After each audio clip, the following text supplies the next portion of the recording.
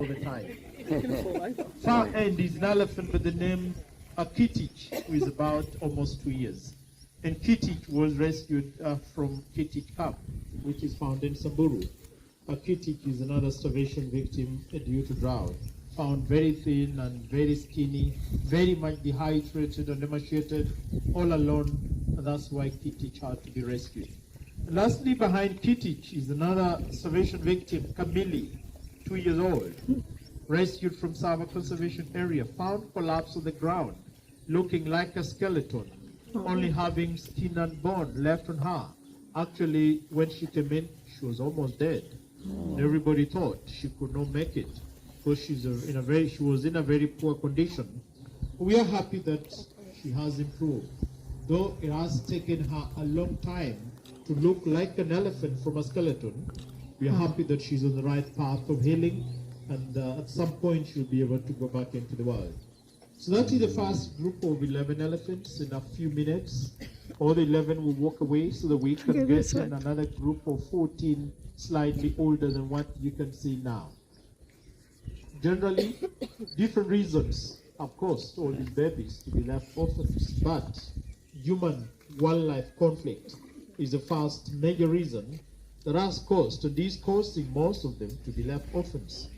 And human-wildlife conflict is a big problem in our country. This is a problem because there is always an increase in the population of human beings compared to the space or size of land. And this has caused human beings to fight for space and water with wild animals every now and then, causing conflicts between the two. And that is why the buffer zones along the parks and the conservation areas have been occupied by farmers. People doing farming next to the parks, which will make the animals get attracted to their crops. When the animals get to feed on the crops, the people will want to fight them. And there will be a conflict between the two. And that is why migratory routes of wild animals are no longer existing. They've been occupied by human beings. And people are doing farming, building structures, doing lots of developments, constructions of roads. And if the animals want to move from one park to the other and search for greener pasture and water, they're not able to do it. They will encounter all these developments, and the people will want to chase and fight them away. During that process, sometimes the mothers mind are being killed and the baby is left alone. Or sometimes the baby and the mother are separated from one another and nobody knows where the other one went.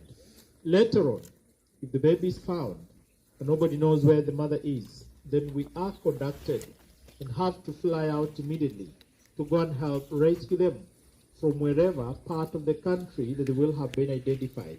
And that is why human-wildlife conflict is the first major reason that has caused most of these babies to be left orphans and therefore brought here in the nursery. Ivory poaching is another reason that has caused a few of them to be left orphans. And I want to say a few of them because for the last 3 years the trend of poaching in Kenya has dropped, which is a good sign, which we hope, pray and believe that the drop continues until there will be no poaching in the long run. But unfortunately, a few of them came in because the mothers were killed and the tasks were taken off from them. I say unfortunately because the act of poaching is being perfected by we human beings. And yet, it is our role as human beings to care and protect for these animals. And so we fail in this role by causing them to be left orphans just because we are interested in their ivory. And an elephant ivory adds no value to human life. And so that is why I would like to urge all of you who are here today to help stop poaching. You can help stop poaching if you want. And this is right from your home and right from your country. But I say this because the end products from ivory are being sold from all over the world.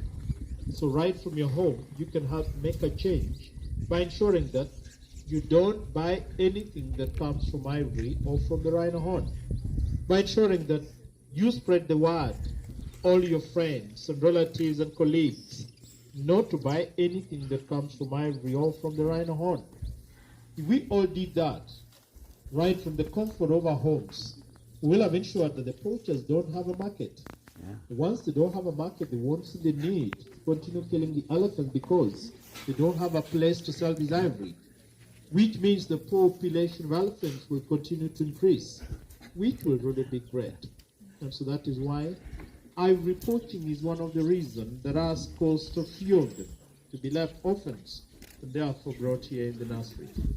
Some of the babies were found falling down wells, falling down manholes, gotten stuck in the mud, washed down the rivers during the heavy rainfalls, and the mothers were nowhere to help rescue them.